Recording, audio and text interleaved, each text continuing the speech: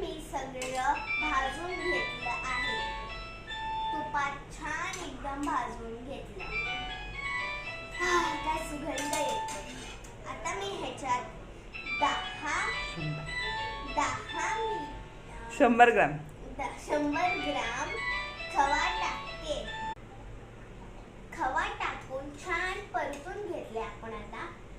आणि आता आपण ह्याच्यात 2 कप मिल्क टाकायचं.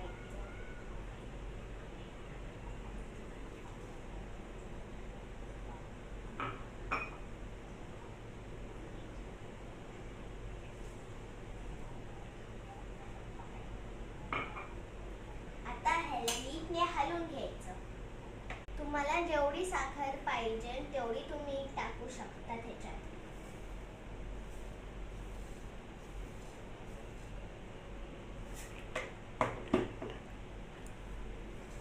मी ह्याच्यानंतर थोडंसं अजून टाकते.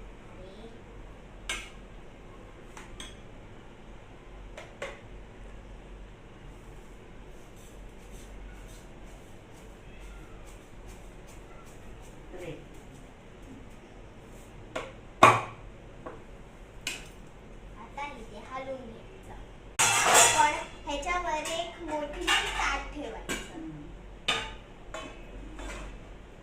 ह्याला मस्त भाजून घेऊ दे 5 मिनिटं, म्हणजे 15 मिनिटं.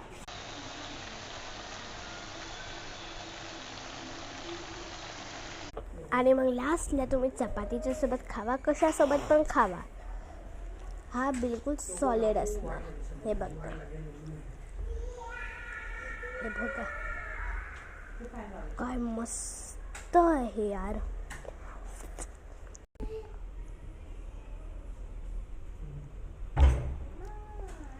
थँक्यू माझ्या रेसिपीमध्ये यायला.